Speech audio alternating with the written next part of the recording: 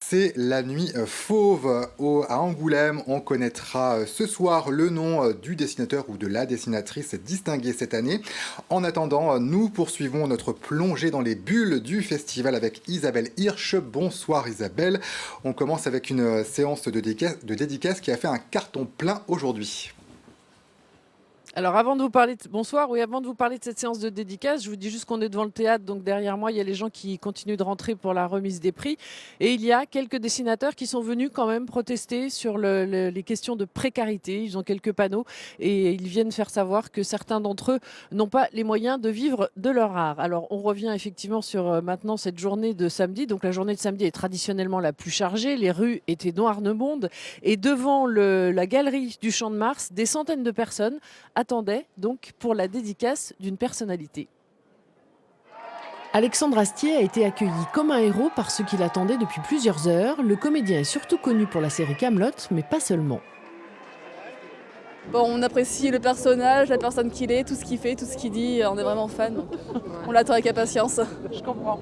Et moi, j'apprécie aussi ce qu'il a fait sur le bac, que ma joie demeure. Donc j'aime bien Kaamelott, mais aussi ça, c'était particulièrement émouvant. La série Kaamelott a été diffusée entre 2005 et 2009 à la télé et le premier album BD est sorti en 2006. Le 8e tome vient de sortir. Pour Alexandre Astier, c'était un mode d'expression complémentaire. Le moyen de raconter une histoire, tout simplement, avec beaucoup de liberté. Faire un dragon en BD, c'est moins cher qu'au cinéma, vous savez ça.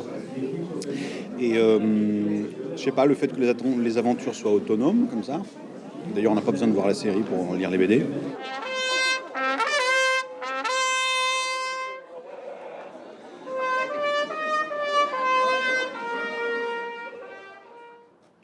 Alors je vous le disais, donc en ce moment même, dans le théâtre derrière moi, la cérémonie de remise des fauves a démarré. Alors ça commence par les discours, donc on ne sait pas encore qui a obtenu le fauve d'or.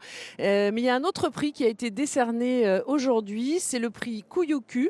C'est un prix qui a été créé en 2016 pour répondre aux terroristes auteurs de l'attentat contre Charlie Hebdo en janvier 2015. Après des dessinatrices tunisiennes et turques, c'est un dessinateur iranien qui a reçu ce prix donné pour son courage artistique. Il s'appelle Kianouch Ramedzani. Il est artiste militant pour la liberté d'expression. Il a été obligé de quitter l'Iran en 2009 en raison de menaces qui pesaient sur lui et il vit en France depuis 2009 maintenant. Place maintenant à la jeunesse. Un lieu lui est intégralement consacré, c'est au chez Magélis. Alors, on a vu des jeunes, chez les jeunes âgés de 10 à 17 ans, ils sont acheteurs de BD et avec un budget moyen d'environ 60 € par an. Le festival s'y intéresse donc de très près. Un prix BD est dédié aussi à la jeunesse et Jérôme Deboeuf et Christophe Guinaud font le point sur ce secteur en pleine évolution. Chaque année, le festival recrute 7 jeunes de 8 à 12 ans pour élire le Fauve d'Angoulême, prix jeunesse. Je tiens à ce que vous ayez ça en tête, c'est qu'aujourd'hui, la décision que vous avez n'est pas neutre aussi dans la carrière d'un auteur. Sous l'égide de Thébault, lauréat 2017, chacun va choisir selon ses propres critères. Le style de dessin, si c'est en noir et blanc ou en couleur, la présentation, le dessin et l'histoire. Cette année, au terme des délibérations, les jurés ont choisi la guerre de Catherine. Pour les lauréats, l'apport de ce prix est un éclairage supplémentaire, synonyme de vente, mais pas seulement. On croise tous les copains, les éditeurs, même les gens en dédicace qui vous félicitent. Voilà, donc c'est vraiment super agréable. J'étais sur un petit nuage quand j'ai reçu le prix et tout. Direction le quartier jeunesse. À l'intérieur, une exposition phare, Fairy Tales, et le résultat des concours de BD scolaires. L'occasion pour nous de vérifier qui décide des achats, ceux qui détiennent les cordons de la bourse ou les lecteurs. Ah non, c'est elles qui choisissent, sinon elles les lisent pas. Donc voilà. Il y a un budget, mais voilà, c'est lui qui choisit les auteurs. Voilà, moi, un livre, c'est celui qui le lit qui le choisit en général. Le festival a bien compris l'importance de ce secteur.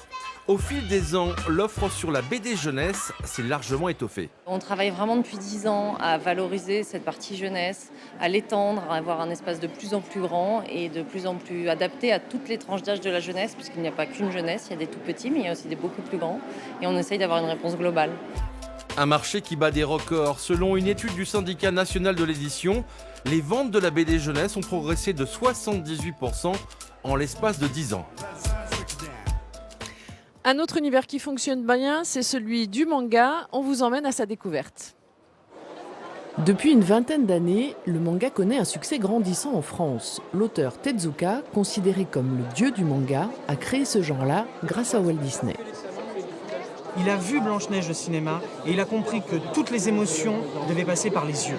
Donc on a agrandi les yeux et ensuite de ça, dans les années 60-70, c'est lui qui a créé l'animation en simplifiant au maximum les designs des personnages, de n'animer que le personnage et d'avoir un fond derrière qu'on pouvait faire passer, faire diffuser pour créer un mouvement sans pour autant avoir animé énormément de choses et donc pouvoir faire des mètres et des mètres et des mètres de pellicules pour la télévision. Dans ce cas-là, si tu aimes l'aventure, l'action, mais pas trop, beaucoup d'humour, dans ce cas-là, Seven Deadly Sins.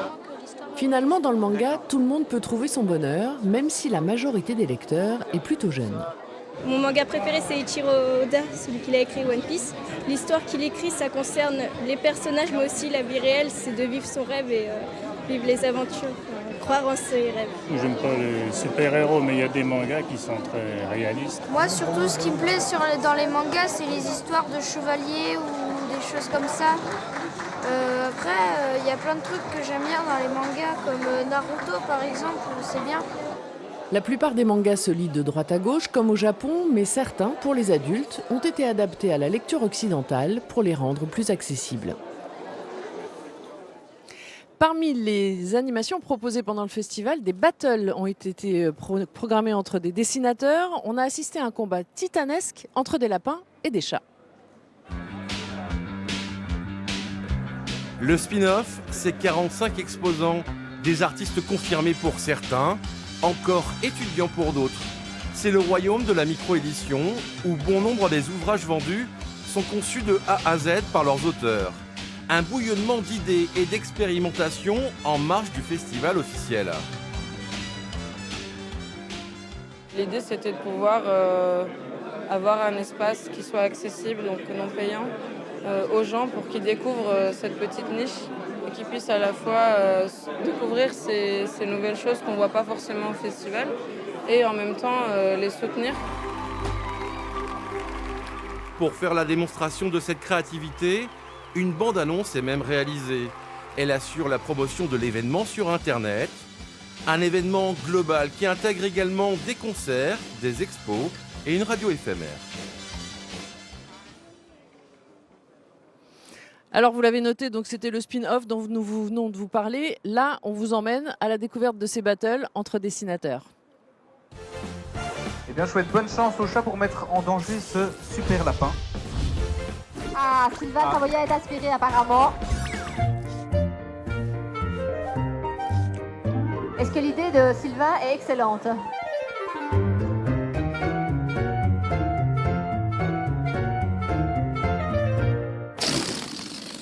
Pas mal, pas mal. Ah, ouais, ouais. Alors maintenant, les lapins vont devoir sauver leur lapin. C'est le petit laser rouge pour distraire le chat. Alors, qu'est-ce que vous pensez de cette idée? Est-ce qu'ils ont bien sauvé leur lapin?